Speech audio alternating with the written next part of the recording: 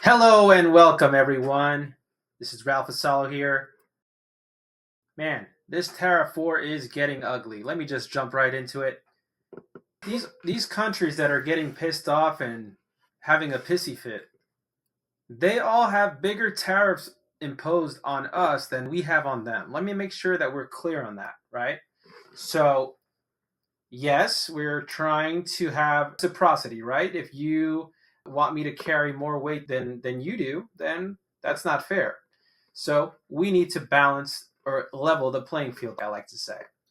If you're charging American companies higher tariffs in your own countries, then we should do the same in our country. Let's continue to buy American like we do, and you continue to buy your Canadian products, your Indian products. Very, very simple.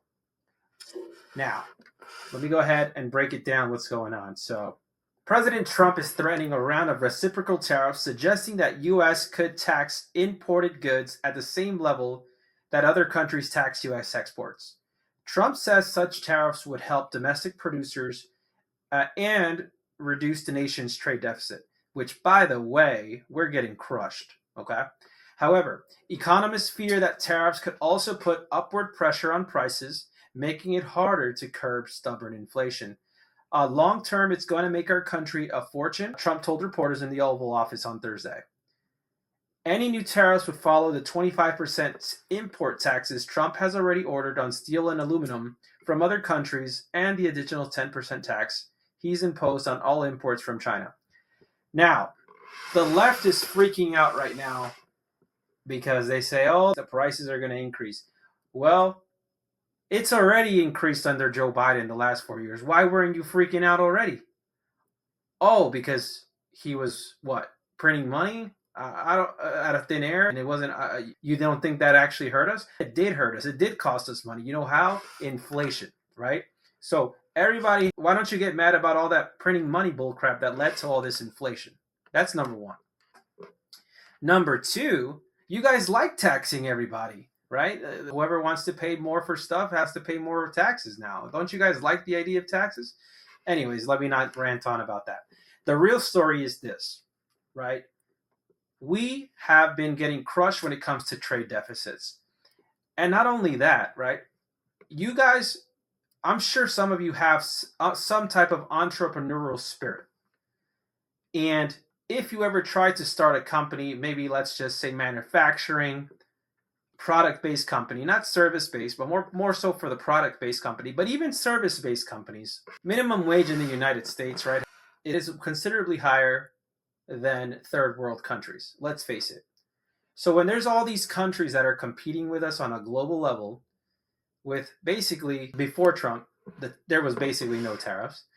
So those countries can sell their services and their products to the US based companies and to US based consumers for way less than what we American businesses could afford to sell, right? Because we have higher costs. We have to take into consideration that we have to provide medical and 401k benefits and all that stuff, right? And it all adds up. Well, guess what? You can go and start I don't know, clothing business in China, and instead of paying employees $10 an hour, right? They're literally paying them maybe $3 per hour or $2 per hour. So they can sell shirts for $5 where the American t-shirt might be 10. So how is that fair to the American business? It's not, right? So with those tariffs that are imposed, yes, right now you might feel a tighter pinch on your wallet if you're going to buy those products from other countries. But guess what? You can still buy American products. And the more you buy American products, the more they can invest in manufacturing and the more they can improve their system. They can start making things more affordable. They can build better factories, better manufacturing facilities. So eventually that t-shirt that cost $10 now costs 9, now it costs 8, now it costs 7. And next thing you have more jobs because we're buying more American products here at home. So if you want to look at the long run picture, guys, it's super worth it. I'm not saying it's worth it, it's super worth it.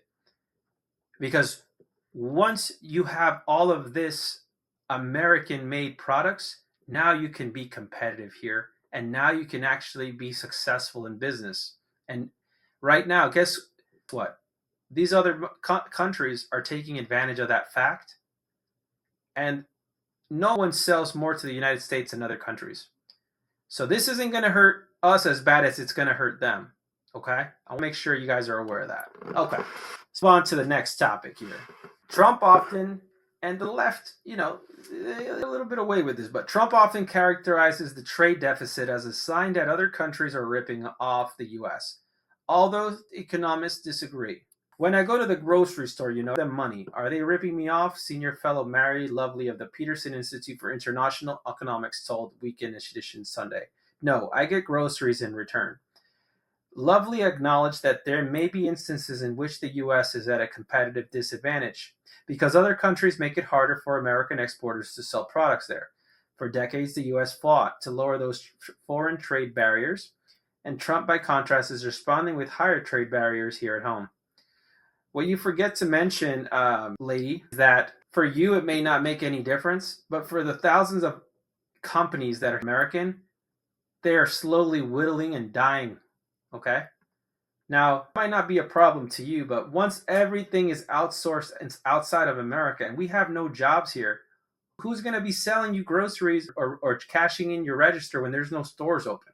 Now, obviously, I'm taking it to the extreme, but what I'm saying is it's only going to be corporate everywhere. There's no longer going to be any small mom and pop shops because they can't afford to compete with lower services and lower trade prices. You know who can afford to pay $25 an hour and $30 an hour for stuff? Mega corporations like Amazon, Best Buy, FedEx. You are going to stop seeing small mom and pop shops if we continue down the trend of the Joe Biden era. Glad that these tariffs are here. I'm glad that we're finally leveling the playing field for small businesses, for entrepreneurs, for farmers. And I think you should feel the same way. You should feel pretty glad. Now, continues on and says, this would be a really big shift, says Chad Brown, a former State Department economist who's also a senior fellow at the Peterson Institute. It does reflect a bit of a frustration that the United States has felt over the last 15 to 20 years of a reluctance in the rest of the world to open up any further. Bounds says that U.S. tariffs on imports are typically low, averaging 2 to 3% compared to 5% in the European Union and 13 to 14% in some developing countries. Trump has levied much higher tariffs on imports from China and now averaging around 30%. The U.S. also complains that other countries use tactics besides tariffs to limit imports. Some countries don't even allow us to sell their vehicles in there. You know what I'm saying? Like, that's not even a tariff. That's just banning us. Like, that's crazy. So countries have promised to retaliate against Trump's new tariffs with additional taxes of their own on U.S. exports. So basically, right, let's just picture this. They're already tariffing us 200%, let's just say, on whiskey, right? Let's just say. Trump slaps a 25% tariff back on them for their whiskey. Not 200% like they're already tariffing us. Now, they have been winning all these years because they have a better tariff deficit. Okay. Now they're getting mad at us for basically returning the favor. They're tariffing us, we tariff them back. Not even at the full amount that they're doing it to us. And now they're getting mad? How absurd is that? All right. That raises the possibility of a costly tit-for-tat trade war reminiscent of the one that followed the Smoot-Hawley tariffs in the 1930s. If the United States decides to raise its tariffs basically just to match another country's tariffs, that country doesn't just sit there idle and say, okay, that's the new world. We'll agree to that, Bound says. They will then raise their tariff even further. And then you see sort of an unraveling of international trade. That's going to be tough not only for the United States economy, but potentially for the global economy as well. Okay. What this person doesn't understand doesn't sound very American. If they are trying to retaliate because we want to level the playing field, how unjustified is that? Let's just say, for example, you have a kid playing baseball, okay? Let's just say you have a kid playing baseball, one team, they have cleats, they've got bats, They've got a professional coach. Okay, cool. The other team has no professional coach. Kids don't have any good bats. They're all kind of chipped up and broken, and they've got no running shoes. Trump says, you know what? Let's level the playing field. We're going to give these guys at least bats. Okay. The other team says, oh, that's not fair. That's cheating. You know what we're going to do moving forward? We're only going to play in our stadium.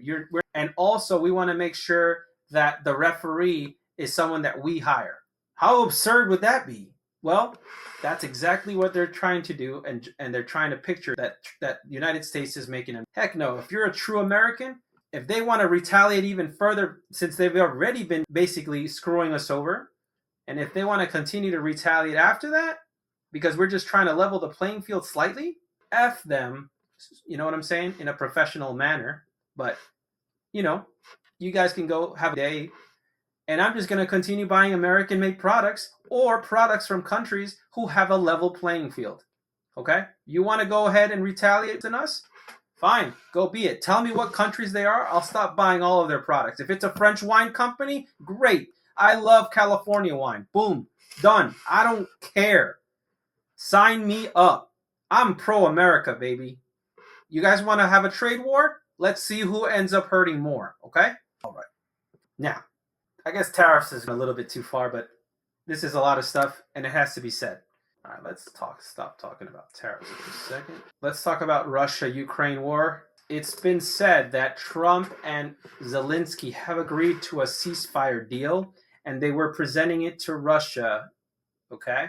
As of right now, it looks like Putin has not accepted because he didn't like certain conditions. He wants certain conditions to be met.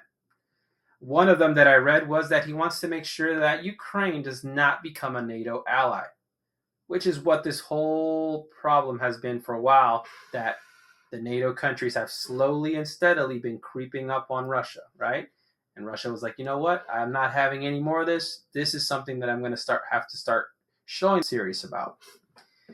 Anyways, of course, there's more stuff. That's where it started. Volodymyr Zelensky got sticks from President Donald Trump, and Vladimir Putin is still getting carrots. After Ukraine agreed to a 30-day ceasefire this week, Secretary of State Marco Rubio said the onus had shifted to Russia. He warned that if Moscow rejected the proposal, Russia would show that it was a primary impediment to peace. But when Putin effectively punted Thursday on the initial proposal, Trump reacted calmly. He accepted Putin's avowed openness to a peace deal without skepticism and stressed that conversations were ongoing. Trump and his aides insist that the different approaches to Zelensky and Putin are aimed at getting both sides to the negotiating table and cementing a lasting peace. Unlike Ukraine, which has depended heavily on U.S. aid, Russia is far less reliant on Washington, and it has already absorbed 3 years of Western sanctions, further limiting Trump's leverage.